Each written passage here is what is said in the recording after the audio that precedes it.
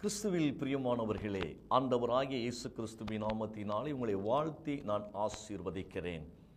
வேத ரகசியங்களை அறிந்து கொள்ளுகிற பொழுது தேவ பலன் நம்மை நிரப்புவதை நாம் பார்க்க முடியும். இன்றைக்கும் ஒரு அழகான சத்தியத்தை நாம் அறிந்து கொள்ளும்படியாய் ஆண்டவருடைய அந்த மகிமையை நாம் உணரும்படியாக நாம் எல்லாரும் ஒருமனப்படுவோம். கர்த்தர் நிச்சயமாய் உங்களை ஆசீர்வதித்து எல்லா நிலைகளிலும் அவர் விடுதலையாக்கி வழிநடத்துவார் என்று நான் உங்களை மீண்டுமாய் நான் வாழ்த்துகிறேன். எனக்கு அருமையானவர்களே, 2 கொரிந்தியர் 4ஆம் அதிகாரம் 17ஆம் வசனம் நன்றை கவனியுங்கள்.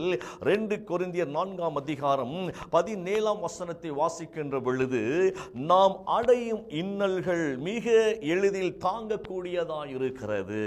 ரொம்ப அழகாய் பவுல் வெளிப்படுத்துகிறார். அதிசீக்கிரத்தில் நீங்கும் இந்த லேசான உபத்திரவம் என்று சொல்லி அந்த வார்த்தை மீண்டுமாய் நான் கத்தோலிக்க மொழிபெயர்ப்பில் வாசிக்கிறேன். நாம் அடையும் இன்னல்கள், துன்பங்கள், வேதனைகள் மிக எளிதில் தாங்கக்கூடியவைகளாக இருக்கிறது. அவை சிறிது காலம்தான் நீடிக்கும். நல்ல அந்த வார்த்தை கவனிங்க. அவை சிறிது காலம்தான் நீடிக்கும், ஆனால் அவை ஈடு இணையற்ற மாட்சியை விளைவிக்கின்றன. அம்மாட்சி என்றென்றும் நிலைத்திருக்க மாட்சியாய் மகிமையாய் இருக்கிறது. அழகான வார்த்தைங்க. அவனுடைய வார்த்தை ரொம்ப அழகாய் சொல்லப்படுகிறது. நாம் உபத்திரவங்களை குறித்து அதிகமாய் வேதனைப்பட்டு கொண்டிருக்கிறோம். ஆனால் வேதம் ரொம்ப அழகாய் நமக்கு என்ன கற்றுக் கொடுக்கிறது அப்படின்னா, அதிசீக்கிரத்தில் இது நீங்கக்கூடியதாக இருக்கிறது. அழகான வார்த்தை தானே. நல்ல கவனிங்க. நீங்கள் உபத்திரவத்திலே இருக்க வேண்டும் என்று சொல்லி தேவன் ஒரு நாளும் தீர்மானித்தது கிடையாது. அவர் உபத்திரவத்தை நமக்கு கொடுத்து சோதிக்கிறவரும் கிடையாது. நம்ம உபத்திரவத்திலே வாழ்ந்து நம்ம அழுது கொண்டே இருக்க வேண்டும் என்கிற ஒரு எண்ணம் உடைய ஒரு நம்முடைய ஆண்டவர் கிடையாது. யாரெல்லாம் உபத்திரவப்படுகிறார்களோ, யாரெல்லாம் வேதனைப்படுகிறார்களோ, அவர்களை வேதனையிலிருந்து தூக்கி எடுக்கும்படியாகத்தான் தேவன் அற்புதங்களை செய்கிறவராகவே இருக்கிறார். நீங்க நினைக்கிறீங்க இந்த பாடு என்றைக்கு நீங்கும் என்று சொல்லி, இந்த கஷ்டங்கள் எல்லாம் என்றைக்கையா எனக்கு நிர்மூலமாகும்? நானும் ஜெபிக்கிறேன், வேதத்தை வாசிக்கிறேன், ஆனாலும் கண்ணீரும் வேதனை பெருக்கெடுத்து கொண்டுதானே இருக்கிறது. இந்த உபத்திரவத்திற்கு ஒரு முடிவே கிடையாதா என்று சொல்லி நீங்கள் ஏங்கி தவித்துக் கொண்டிருக்கிறீங்க. உண்மையிலே சொல்றேங்க, உங்களுடைய கலக்கங்களை எல்லாம் தேவன் மாற்றி போடுகிறவராய் இருக்கிறார். உங்கள் பயங்களை தேவன் மாற்றி போடுகிறவராய் இருக்கிறார். நீங்க எந்தெந்த காரியத்தில் உபத்திரவப்பட்டு கொண்டிருக்கிறீங்களோ, அது எவ்வளவு மோசமான ஒரு சிச்சுவேஷனாக கூட இருக்கலாங்க. ஆனால் வேதம் அதை எப்படி பார்க்கிறது தெரியுமா? அது லகுவானதாய் பார்க்கிறது, அதை லேசானதாய் பார்க்கிறது. அது தாங்கக்கூடிய காரியமாகத்தான் இருக்கும். அது உங்களிடத்தில் நிரந்தரமாய் தங்க முடியாது என்று வேதம் நமக்கு அழகாய் கற்றுக் கொடுக்கிறது. ஆவியானவர் தெளிவாய் பேசுகிறார். உபத்திரம் உங்களிடத்தில் தங்கி இருக்க முடியாது. ஏன் தங்கி இருக்க முடியாது தெரியுமா? நமக்குள் தங்கி இருக்கிற ஆண்டவர் பெரியவராய் இருக்கிறபடியினால உபத்திரம் ஒரு நாளும் நமக்குள்ள தங்கி இருக்க முடியாதுங்க. ரொம்ப நீங்க ஆழமா சிந்திக்கணும். அப்ப நீங்க கேட்கலாம், ஏன் இந்த உபத்திரவம் இன்னும் என்னை அழுத்தி கொண்டு இருக்கிறது அப்படின்னா, லேசான உபத்திரவத்தை நம்ம எப்படி பார்க்கிறோம் தெரியுமா? கடினமானது என்று சொல்லி பார்க்கிறோம். அது ஒன்றுக்கு உதவாத உபத்திரவம்.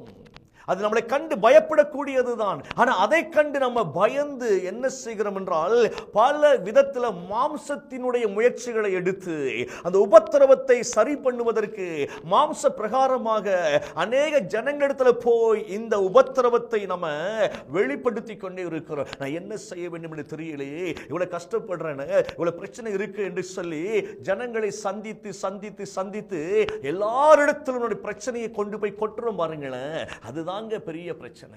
எல்லா ஜனத்திடத்திலும் போய் அவங்களே உபத்திரவத்தில் இருப்பாங்க, அவங்களே பிரச்சனைகள் இருப்பாங்க, அவங்க பிரச்சனையே அவங்களால தீர்க்க முடியாது. அவங்க கிட்ட போய் சொல்லுவோம், எனக்கு இப்படிப்பட்ட பிரச்சனை இருக்கையா, இப்படிப்பட்ட பாடுகள் இருக்கு, நான் என்ன செய்ய? சோ தன்னைத்தானே காத்து கொள்ள முடியாத, தன்னைத்தானே நல்ல கவனித்துக் கொள்ள முடியாத மனுஷரிடத்துல போய் நம்ம பிரச்சனை சொன்னா எப்படிங்க விடுதலை கிடைக்கும்? நம்ம கொஞ்சம் ஞானமா செயல்படணும். நமக்குள் இருக்கிற பிரச்சனை நீங்க சொல்லுவீங்க, காய்ச்சலும் தலைவலியும் அவனுக்கு வந்தாதானே பிரதர் தெரியும். உண்மைதான், உலகம் அப்படித்தான் சொல்லி கொடுக்குது. அவனுக்கு வந்தாதான் அவன் பிரச்சனை தெரியும். நீங்க ஈஸியா சொல்லிட்டு போயிருவீங்க. ஆனா எங்க கஷ்டம் எங்களுக்கு தானே, நாங்களும் போராடி கொண்டு தானே இருக்கிறோம். நாங்க பல வழிகளில் முயற்சி எடுத்து பார்த்துட்டோமே, இன்னும் எங்களால ஒண்ணுமே செய்ய முடியலையே. கேட்கதற்கு நல்லா தான் இருக்கு பிரதர் அப்படி நீங்க நினைக்கிறீங்க. நான் ஒன்று ரகசியம் சொல்லித்தரேன். உங்க பார்வையை நீங்க மாற்றணும். எப்படி மாற்றணும்? தேவன் பார்க்கிற பிரகாரமாக நம்ம பிரச்சனையை ஃபேஸ் பண்ணணும். நீங்க நல்லா கவனிங்க. தேவன் பார்க்கிற பிரகாரமாக ஆண்டவர் அதை லேசானதாய் பார்க்கிறாருங்க. அப்ப நீங்க சொல்லலாம், அவருக்கு லேசானதையா? நாங்க மனுஷங்க தானே. நீங்க அடிக்கடி இந்த வார்த்தை நம்ம யூஸ் பண்றோம், நாங்க மனுஷங்க தானே. எப்படி நாங்க அதை சகித்து கொள்ள முடியும்? பாடுகளுக்கு மேல பாடு, எந்திக்க முடியல. கொஞ்சம் எந்திரிச்சா ஆழமா உள்ள போய் விழுறோம். திருப்பி எந்திக்கிறதுக்கு பல வருடங்கள் காத்திருக்கிறோம், முடியல. எல்லாம் உங்களை காட்டிலும் என்னை காட்டிலும் நம்மை உண்டாக்கின தேவனுக்கு நன்றாய் அறிந்திருக்கிறவராகவே இருக்கிறார். அவருக்கு எல்லாம் தெரியுங்க. நம்முடைய பிரச்சனைகள் எல்லாம் ஆண்டவருக்கு தெரியும். ஆனா நம்மளை பார்த்து சொல்றாரு, இது உனக்கு சொந்தமானது அல்ல, உன்னிடத்தில் தங்கி இருக்கும்படியாக உனக்கு கொடுக்கப்பட்ட உபத்திரவம் அல்ல. இந்த வார்த்தை நீங்க நல்லா கவனிங்கள. அவை சிறிது காலம்தான், அது நிரந்தரமா உங்கள்கிட்ட இருக்க முடியாது.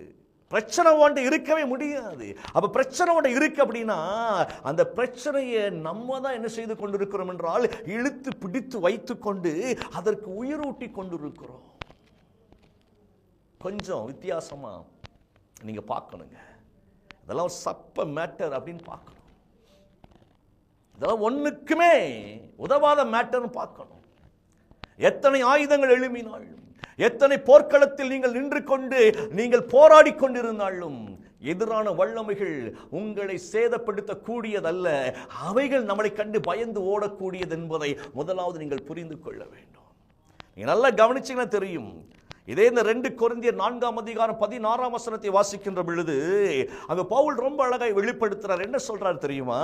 எங்கள் உடல் அழிந்து கொண்டிருந்தாலும், நாங்க சரீரத்தில் பலவீனப்பட்டு கொண்டுதான் இருக்கிறோம், அடி வாங்கி கொண்டிருக்கிறோம், உத வாங்கி கொண்டிருக்கிறோம், நற்செய்தி நிமித்தமாய் பாடுபட்டு கொண்டிருக்கிறோம், கஷ்டப்பட்டு கொண்டிருக்கிறோம், எங்கள் சரீரத்தில் 1000 வேதனைகள் இருக்கலாம். ஆனால் அவர் சொல்றார் பாருங்களேன், எங்கள் உள்ளார்ந்த இயல்பு நாளுக்கு நாள் புதுப்பிக்க பெற்று வருகிறது. எப்படி பார்க்கிறாரு பாருங்க உபத்திரவத்தை.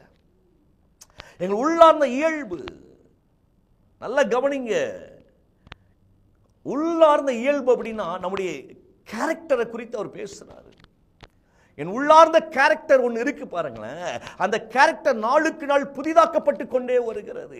மனுஷனுடைய கேரக்டர்ல இருந்து அது தெய்வத்தினுடைய கேரக்டராக மாறிக்கொண்டே வருகிறது. தேவ தன்மையாக மாறிக்கொண்டே வருகிறபடினாலே இவை அனைத்தையும் நாங்கள் லேசா எண்ணுகிறோம். லேசா அப்படி பார்க்கிறோம் அப்படிங்கிறாரு. சோ மனதுதான் ரொம்ப முக்கியமான ஒரு காரியம். மனம் புதுப்பிக்கப்படும்படியாக ஆண்டவர் விரும்புகிறார். உன்னுடைய எண்ணங்கள் வித்தியாசமா இருக்க வேண்டும். அந்த உபத்திரவத்தை பார்க்கின்ற பொழுது உன் மனது கர்த்தருடைய பார்வையில் இருந்து பார்க்க வேண்டும் என்று சொல்லப்படுகிறது. உள்ளார்ந்த இயல்பு பாருங்களேன். ஏன்னா பரிசுத்தமாய் இருக்கிறவன் இன்னும் இன்னும் பரிசுத்தமாய் இருக்கும்படியாக அழைக்கப்பட்டிருக்கிறார். நாளுக்கு நாள் அவன் பரிசுத்தமாகிக் கொண்டே இருப்பான். ஏன்னா பரிசுத்தத்திற்கு எல்லை கிடையாது. நல்ல கவனிங்க இந்த வார்த்தையை. பரிசுத்தத்திற்கு எல்லை கிடையாது. அவன் நாளுக்கு நாள் மெருகேறி கொண்டே இருப்பாங்க, அப்டேட் ஆகிக்கிட்டே இருப்பான். ஆவிக்குரிய வாழ்க்கையில் அப்டேட் ஆகணும். உலகத்துல அநேக அப்டேட் உண்டாகி கொண்டு இருக்கிறது. அப்படிதானே? ஏகப்பட்ட காரியத்தில் உலகம் அப்டேட் ஆகி கொண்டு இருக்கிறது. ஆனா நல்ல கவனிங்க, நம்ம ஆவியில் அப்டேட் ஆகணும். ஆவிக்குரிய அந்த வல்லமை இருக்கு பாருங்களேன், அது நாளுக்கு நாள் நாளுக்கு நாள் நாளுக்கு நாள் சூப்பர் சூப்பர் சூப்பர் தேவனுடைய கிருபையானது புதிதாய் அது ஊற்றப்பட்டு கொண்டே இருக்கிறது. நம்மளும் அதற்கு ஏற்றாற்போல் அப்டேட் ஆகணும். அதைத்தான் பவுல் எழுதுகிறார். எங்கள் உள்ளார்ந்த இயல்பு நாளுக்கு நாள் புதுப்பிக்க பெற்று வருகிறது. எனவே நாங்கள் மனம் சோர்ந்து போவதில்லை, தளர்ந்து போவதில்லை. சரீரத்தை குறித்து பிசாசு பயமுறுத்தி கொண்டேதான் இருப்பான். ஏவாளும் ஆதாமும் நிர்வாணியாய் இருந்தார்கள், வெட்கப்படாதிருந்தார்கள். கர்த்தருடைய நன்மையினால் அவர்கள் மூழ்கி இருந்த பொழுது, நீங்க நல்ல கவனிங்க இந்த வார்த்தையை, தெய்வத்தினுடைய நன்மையினால் அவர்கள் மூடப்பட்டிருந்தார்கள், தெய்வத்தினுடைய சாயலாய் இருந்தார்கள். ஆண்டவர் தமது சாயலாய் அவர்களை உருவாக்கி அவர்கள் ஏதேன் தோட்டத்தில் தேவனோடு உறவாடி கொண்டிருக்கிற வரைக்கும் பயம் இல்லாமல், தாங்கள் நிர்வாணிகளாக இருந்தும் நிர்வாணம் என்பது என்னவென்று தெரியாமல் வெட்கப்படாமல் அவர்கள் வாழ்ந்து கொண்டிருந்தார்கள். வெட்கப்படலையே, வெட்கப்படலை. நல்லா கவனிங்க. ஏன்னா நிர்வாணம்னா என்னதுன்னு தெரியாது அவங்களுக்கு. பிரச்சனையே அது இல்லை, மேட்ரு அதுவே இல்லை. உதாரணத்துக்கு நான் சொல்கிறேன்னு, சரீரத்தில் ஒரு வியாதியை நீங்கள் ஸ்கேன் பண்ணி தெரிந்து கொள்ளுகிற வரைக்கும் நீங்கள் தைரியமாக இருப்பீங்க, அப்படித்தானே? அந்த ஸ்கேன் பண்ணுகிற முன்னாள் வரைக்கும் நமக்கு என்ன இருக்குன்னே தெரியாது, உடலுக்குள்ள என்ன பிரச்சனை இருக்குன்னே தெரியாது. ஆனால் பயங்கர ஜாலியாக பயங்கர சந்தோஷமா நம்ம பாட்டுக்கு ஓடிக்கொண்டே இருப்போம். ஆனால் திடீர்னு ஒரு ஸ்கேன் பண்ணி உனக்கு இப்படி ஒரு கட்டி இருக்கிறது, அது என்ன கட்டியாக இருக்கும் என்கிற ஒரு கேள்வியை, ஒரு சந்தேகத்தை உள்ள வச்சு மருத்துவம் காமிச்சு கொடுத்துன்னு வச்சுக்கோங்களேன், அதுல இருந்து தூக்கம் போயிடும். என்ன கட்டின்னு தெரியலையே, செக் பண்ணி சொல்லியிருக்காங்களே, கேன்சரா இருக்குமோ இல்லை என்னதுன்னு தெரியலையே, எங்கள் அப்பா அம்மாவுக்கு இருந்துச்சு, எங்கள் தாத்தா பாட்டிக்கு இருந்துச்சு, அதனால நமக்கு இருக்குமா அப்படின்னு தூக்கமெல்லாம் போய் அந்த டெஸ்ட்டில் தெரிஞ்ச ஒரு சின்ன கட்டியை வைத்து அப்படியே இருதயம் முழுக்க வேதனை அடைந்து சோர்ந்து போகிறோம் பாருங்களேன். தெரியாத வரைக்கும் பிரச்சனை இல்லை, ஆனால் அறிந்து கொண்ட பிற்பாடு அதனுடைய வீரியம் என்னவென்று தெரிவதற்கு முன்பதாகவே அது சாதாரண கட்டியா தருக. ஆனால் நம்ம அதை பெரிய கட்டியா டெவலப் பண்ணி அந்த கட்டியினுடைய வீரியத்தை கூட்டிரும். நம்மளுடைய அந்த வார்த்தை இருக்கு, அந்த எண்ணங்கள் இருக்கு பாருங்களேன், சின்ன சின்ன விஷயத்தை பெருசாக்கிறது. ஒரு சின்ன பிரச்சனை இருக்கும், அப்படி ஊதி பெருசாக்கிறோம். சாதாரண ஒரு விஷயத்தை பெரிய காரியம் அன்னைக்கு உலகம் நமக்கு காண்பிச்சு கொடுக்குங்க. சாதாரண விஷயத்தை ஐயோ அப்படின்னு பயமுறுத்தக்கூடிய அளவுக்கு காண்பிச்சு கொடுக்கு. நம்மளும் உலகத்தின் வார்த்தைகளை கேட்டு பயந்து பயந்து பயந்து இதுதான் உபத்திரவும் ஐயோ என்று சொல்லி பயங்கரமா குழப்பத்தில் இருக்கிறோம். நான் சொல்றேன், உனக்கு எந்த பிரச்சனை வந்தாலும் சரிதான், இந்த வார்த்தை நல்லா கவனிங்க, நீ ஜாலியா இருக்கலாம். அது லேசானது என்கிற ஒரு பார்வை மட்டும் உனக்கு இருந்தா போதும். அது லேசான காரியம் என்கிற பார்வை மட்டும் உங்களுக்கு இருந்தா போதுங்க. ஏன்னா தேவன் லேசாய் அதை பார்க்கிறாரு. எவ்வளவு பெரிய வார்த்தை தெரியுமா அது? அதைத்தான் பவுல் எழுதுகிறார். நாங்கள் மனம் சோர்ந்து போகிறோம். ஏன்னா எங்கள் மனது நாளுக்கு நாள் நாளுக்கு நாள் எத்தனை உபத்திரவங்கள் எதிர்த்து வந்தாலே எங்கள் மனம் அப்டேட் ஆகி கொண்டிருக்கிறபடினால நாங்கள் சோர்ந்து போக மாட்டோம். உங்களுக்கு பேசுறேன், ஜீவனை பேசுறேன், மனம் தளர்ந்து போகாதுங்க, தளர்ந்து போகாதீங்க. 1000 பிரச்சனைகளை உங்க கண்ணுக்கு முன்னால் நீங்க பார்க்கலாம், ஆனால் நீங்கள் சோர்ந்து போகாதபடிக்கு, அவைகள் ஒன்றும் உங்களை சேதப்படுத்தாதபடிக்கு தேவன் உங்களை ஆசீர்வதிக்கிறவராய் இருக்கிறார். ஒரு பெரிய சத்தியங்க இது. நம்ம தான் ரொம்ப தேவையில்லாம புலம்புறோம், தேவையில்லாம புலம்பிக் கொண்டிருக்கிற நம்முடைய வாழ்க்கையில். அந்த ஆதாம் ஏவாள் எப்ப நிர்வாணி என்று அறிந்து கொண்டார்கள்? நல்ல கவனிங்க. கர்த்தர் நன்மை தீமை அறியத்தக்க விருட்சத்தினுடைய அந்த கனியை நீ சாப்பிடாதப்பா, அந்த மரத்தினுடைய அந்த கனியை நீ சாப்பிடாத, சாப்பிட்டா செத்துருவ அப்படின்னு சொல்லிட்டார் ஆண்டவர்.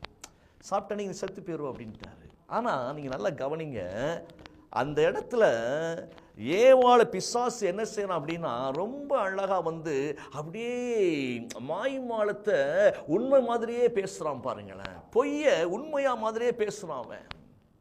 ஏன் ஆண்டவர் சாப்பிடக்கூடாது என்று சொன்னது உண்டோ உனக்கு தெரியுமா? நீ யோசித்து பார்த்திருக்கியா? கொஞ்சமாவது யோசிக்க வேண்டாமா? இன்னைக்கு நிறைய விதத்தில் அப்படிதான் இன்னைக்கு அந்த அறிவு வேலை செய்யும் பாருங்களேன். இது ஏன் உனக்கு தெரியுமா? அவங்க ஏன் இப்படி சொன்னாங்கன்னு தெரியுமா? அதுக்குள்ள ஒரு பொடி வச்சு பேசுறாங்க உனக்கு தெரியுமா என்றெல்லாம் சொல்லி இந்த பிசாசு என்ன செய்யும்னா, ஒண்ணுமில்லாத விஷயத்தை ஒரு பயங்கரமான ஒரு காரியமா காமிக்கும். இந்த அம்மா உன்னை ஏன் இப்படி பேசுறாங்க தெரியுமா காமிக்கும். அது யோசித்துப்பார் அப்படிங்கும். சும்மாவா உனக்கு நன்மை செய்யறாங்க? யோசித்துப்பார். அப்படி யார் நன்மை செய்வாங்களோ உனக்கு? அப்ப ஏதோ ஒன்று உனக்கு எதிர்பார்க்கிறாங்க, யோசித்துப்பார். பிசாசு அழகா பேசுவாங்க, ரொம்ப அழகா பேசுவான். ஏன்னா அந்த ஏவாளத்தை அப்படிதான் பேசுறான். கொஞ்சம் சிந்திச்சு பாரு. அப்படியே அந்த அம்மா அப்படியே பாக்கு, யோசிக்கி, ஆமா சாப்பிட்டா செத்து போயிரும் அப்படின்னு சொன்னாரு. பிசாசு சொல்லிச்சு, சாக மாட்டேன், வேணா சாப்பிட்டு பாரு, நான் உனக்கு சொல்றேன், நீ சாக மாட்டேன் அப்படின்னு ரொம்ப அழகா சொல்லிச்சுங்க. எப்படி பாருங்களேன், தேவன் சொன்ன வார்த்தைக்கு எதிர்மறையாய் பேசுச்சு. ஏவாள்கிட்ட நீ சாக மாட்டோமா? அவர் சும்மா உன்ட்ட சொல்லி உன்னை ஏமாத்துறாரு.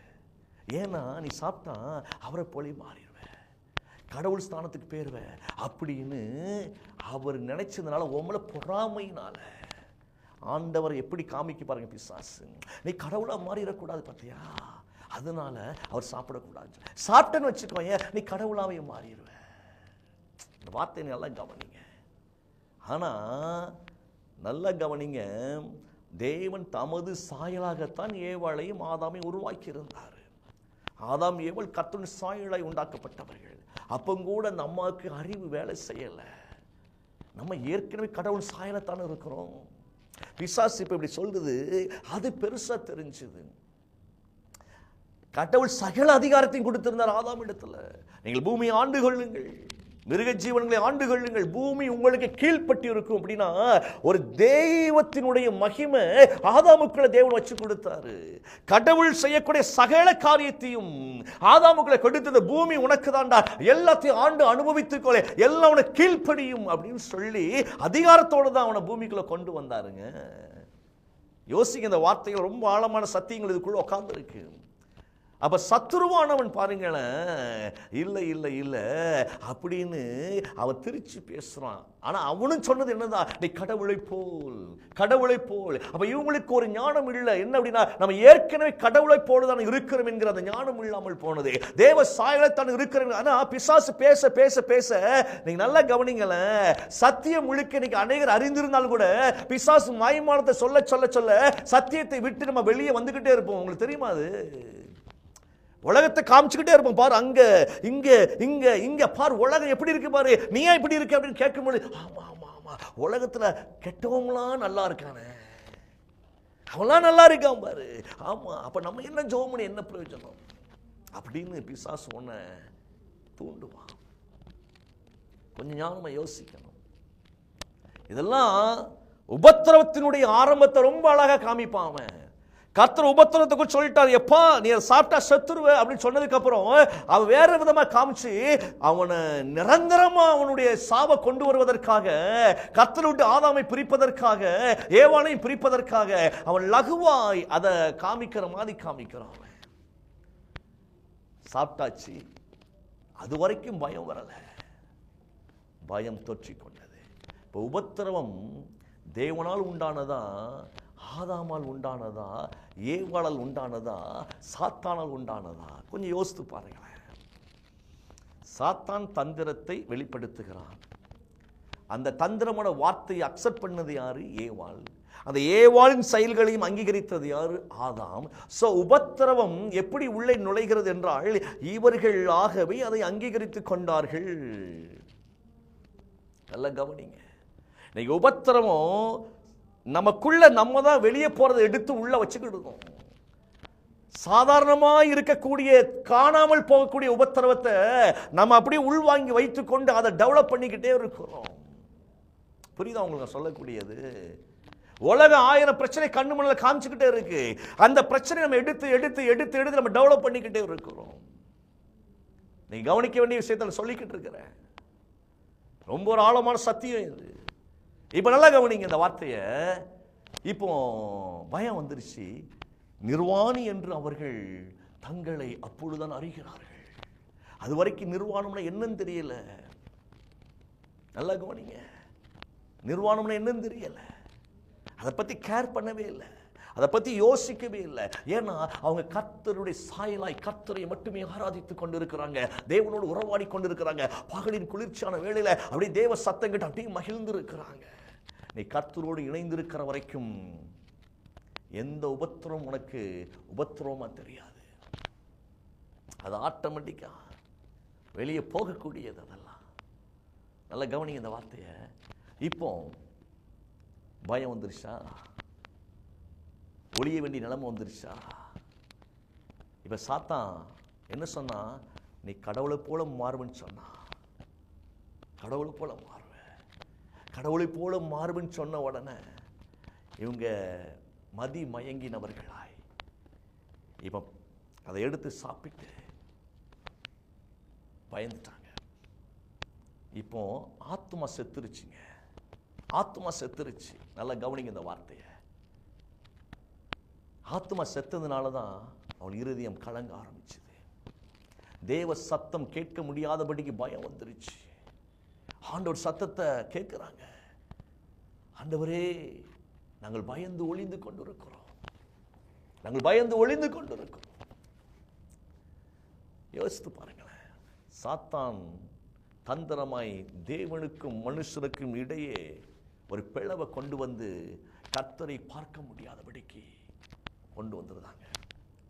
புரியுதா? தேவனோடு உறவாட முடியல, தேவனோடு இணைய முடியல. இன்னொரு விஷயத்தையும் சொல்லித்தாரேன். இதுல கர்த்தர் சொன்னார்ல, நன்மை தீமை அறியத்தக்கவர்களாய். இப்போ ஆண்டவரை சொல்றாரு, நம்மை போல் இவர்களும் நன்மை தீமை அறியத்தக்கவர்களாய் மாறினபடியினால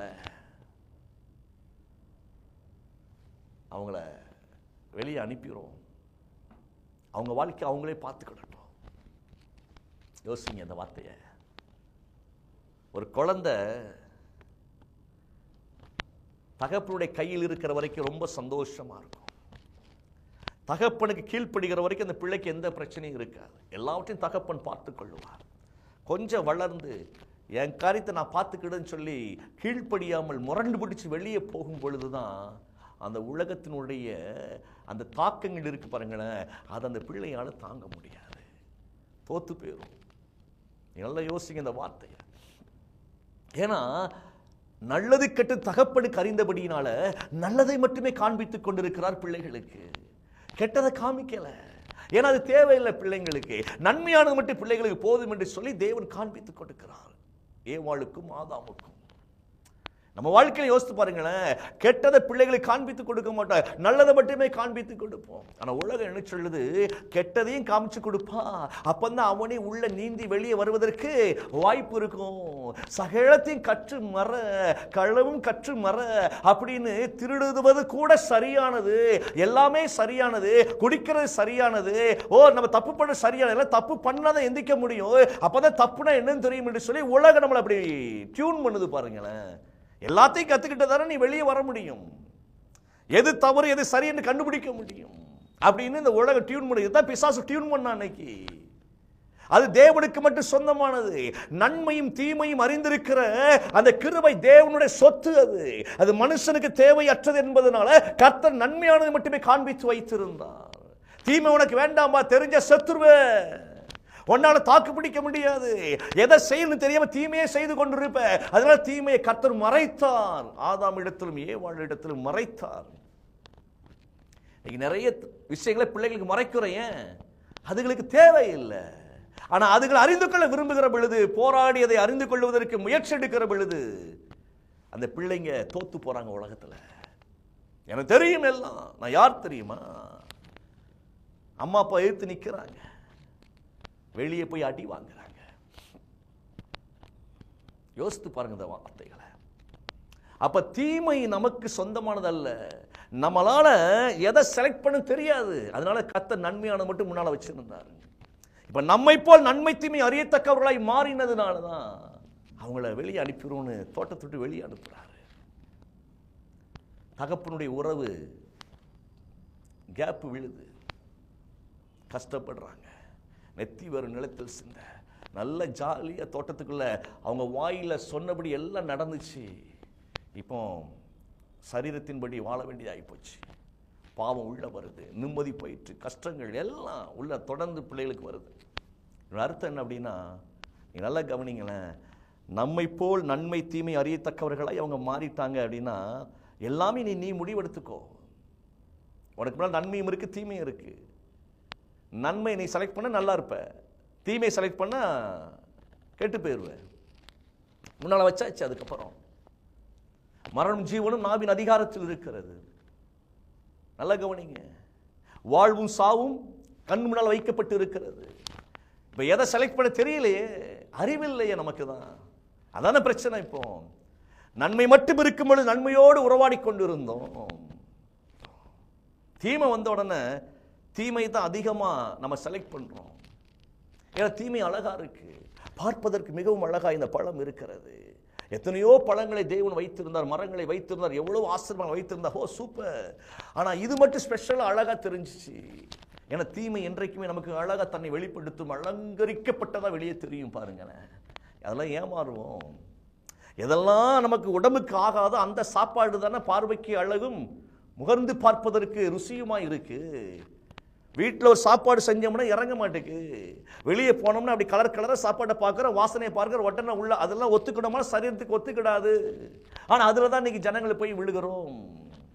பார்வைக்கு அழகா இருக்கு, உண்பதற்கு இச்சிக்கப்படத்தக்கதா இருக்கிறது, சுவாசத்திற்கு ஓ சூப்பரா இருக்கு. ஒரு ட்ரெஸ்ஸை பார்க்குறோம், அரைகுறை ட்ரெஸ் விட அழகா தெரியுது. நல்லா கவனிங்க இந்த வார்த்தையெல்லாம், எல்லாம் நமக்கு நல்லா தெரியுது. அரைகுறை ட்ரெஸ் தான், கால் இருக்காது, கை இருக்காது, ஆனா அழகா இருக்கு. இதை பிசாசு போட சொல்லிக்கிட்டு இருக்காங்க. நீ போடுப்பா, உனக்கு உரிமை இருக்கு, போகணும், யாருப்பா கேட்பா அப்படின்னு போட சொல்லிக்கிட்டு இருக்கிறாங்க. இன்னைக்கு ஆலயத்துக்குள்ள அப்படிப்பட்ட ஆடைகள் எல்லாம் உள்ள வந்துருச்சு. இன்னைக்கு அதை கேட்டா கள்ளப்போதகன் அப்படிங்கிறாங்க. நல்லா கவனிங்க இந்த வார்த்தையை. நீ அழகா கர்த்தருடைய சாயலின்படி இரு அப்படின்னா அதுக்கு ஜனங்களுக்கு பிடிக்கல. இன்னைக்கு நாங்கள் எங்கள் இஷ்டத்துக்கு இருப்போம், நாங்கள் வருவோம் போவோம், எங்களை யாரும் கேள்வி கேட்க முடியாது. ஆடுவோம், பாடுவோம், கொண்டாடுவோம், கூத்தாடுவோம், எல்லாம் செய்வோம். ஆனால் எங்களை யாரும் கேள்வி கேட்கக்கூடாது, எந்த ஆலோசனை சொல்லக்கூடாது. யோசித்து பாருங்க இதெல்லாம். நீ உலகம் அப்படியே போய்கிட்டு, சபையும் அப்படியே மாறி போய்கிட்டு இருக்கு. இன்னைக்கு இந்த பிரீச்சைக்கே விட்டுட்டாங்க. ஆடைகளை பற்றி பிரசங்கம் பண்ணுறதை விட்டாச்சு சபைகளில். ஒழுக்கத்தை பிரசங்கம் பண்ணுறதை விட்டாச்சு சபைகளில். யோசித்து பாருங்க இந்த காரியத்தை. நிறைவானது வரும்போது குறைவானது அழிந்து போய் என்பது உண்மைதான். ஆனால் குறைவானதான முழுக்க முழுக்க செலக்ட் பண்ணப்பட்டு கொண்டு ஜனங்கள் அதுக்குள்ள தான் ஓடிக்கொண்டு இருக்கிறாங்க. அப்ப நிறைவானது யோசித்து பாருங்க. நிறைவானதை காண்பித்துக் கொண்டே இருக்கணும்ல பிள்ளைகளுக்கு. நம்ம நிறைவையும் காமிக்க மாட்டேங்கிறோம், குறைவையும் சொல்ல மாட்டேங்கிறோம். என்னத்தையாவது ஒன்று சொல்லி நீ வந்தா போதும், சர்ச்சுக்கு காசு கொடுத்தா போதும், நீ போய்கிட்டே இரு, எப்படி வேணாலும் வாழ் அப்படிங்கிற அளவுக்கு இன்னைக்கு மாறிட்ட. ஞானம் தேர கர்த்தரை அறிகிற அறிவு, அதைத்தான் இங்கே பவுல் ரொம்ப அழகா எழுதுகிறார். எப்பா, எங்களுடைய இருதயமானது புதுப்பிக்கப்பட்டு கொண்டே இருக்கிறது. இந்த உபத்திரவத்தெல்லாம் இப்போ நான் பேசின பாருங்களேன், இவை எல்லாம் நாமவே தேடிக்கொள்வது. பார்ப்பதற்கு அழகா இருக்கும், போய் மாட்டிக்கிடுவோம். ஒரு பெண்ணோடு பேசுவது சுகமாக தான் இருக்கும், ஒரு ஆணோடு பேசுவது சுகமாக தான் இருக்கும், ஃப்ரெண்டாக பேச ரொம்ப நல்லா தான் இருக்கும். ஆனால் மாட்டிக்கொள்ளக்கூடிய நிலை வருகிற பொழுது மாட்டிக்கொண்டோம் என்றால் யோசித்து பாருங்க. அவள் பேசக்கூடாதா? பேசலாம், தேவையானதை பேசணும். தேவையற்ற நேரத்திலும் பேசக்கூடாது, தேவையற்றதையும் பேசக்கூடாது. தேவையானதை மட்டும் பேசணும். யார்கிட்டனாலும் பேசலாம், சரியானதை பேசணும்.